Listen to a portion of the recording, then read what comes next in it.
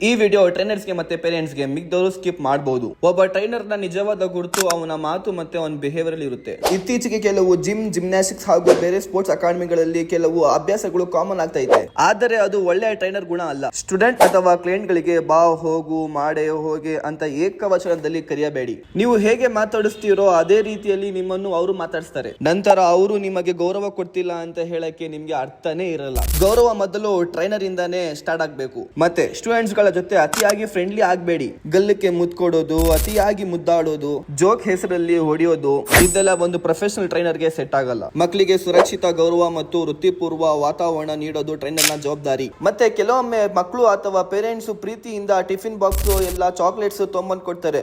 ಅವರ ಪ್ರೀತಿಗೆ ನೀವು ಧನ್ಯವಾದಗಳು ಹೇಳಿ. ಆದರೆ ಅದೇ ಅಭ್ಯಾಸ ಆಗಕ್ ಬಿಡ್ಬೇಡಿ. ಇವತ್ತು ಚಾಕ್ಲೇಟ್ಸ್, ನಾಳೆ ಟಿಫಿನ್ ಬಾಕ್ಸ್, ಮತ್ತೆ ಪ್ರತಿ ಸಲ ಏನಾದ್ರೂ ತರಬೇಕು ಎನ್ನುವ ನಿರೀಕ್ಷೆ ಟ್ರೈನರ್ ಗೆ ಇರಬಾರದು. ನಿಮ್ಮ ಗೌರವ ಉಡುಗೊರೆಯಿಂದ ಬರಬಾರದು, ನಿಮ್ಮ ಜ್ಞಾನಶಕ್ತಿ ಮತ್ತೆ ವ್ಯಕ್ತಿತ್ವದಿಂದ ಬರಬೇಕು. ಇವತ್ತಿನ ಕಹಿ ಸತ್ಯ, ಒಬ್ಬ ಒಳ್ಳೆಯ ಟ್ರೈನರ್ ಅಂದ್ರೆ ಎಲ್ಲರ ಜೊತೆ ನಗುತ್ತಾ ಮಾತಾಡೋದು ಮಾತ್ರ ಅಲ್ಲ, ಎಲ್ಲಾ ಸಂದರ್ಭದಲ್ಲೂ ತನ್ನ ವೃತ್ತಿಪೂರ್ವ ಮಿತಿಯನ್ನು ಕಾಪಾಡಿಕೊಳ್ಳುವನು ಒಳ್ಳೆಯ ಟ್ರೈನರ್. ಪ್ರೊಫೆಷನಲಿಸಂ, ಡಿಸಿಪ್ಲಿನ್ ಮತ್ತೆ ರೆಸ್ಪೆಕ್ಟ್ ಇವು ಒಬ್ಬ ನಿಜವಾದ ಟ್ರೈನರ್ ನ ಶಕ್ತಿ. ಗೌರವ ಕೇಳಬೇಡಿ, ನಿಮ್ಮ ವರ್ತನೆಯಿಂದ ಸಂಪಾದಿಸಿ. ಈ ವಿಡಿಯೋದಲ್ಲಿ ಇಷ್ಟೇ, ಮತ್ತೆ ಸಿಗುವ. ಟಾಟಾ, ಬಾಯ್ ಬಾಯ್.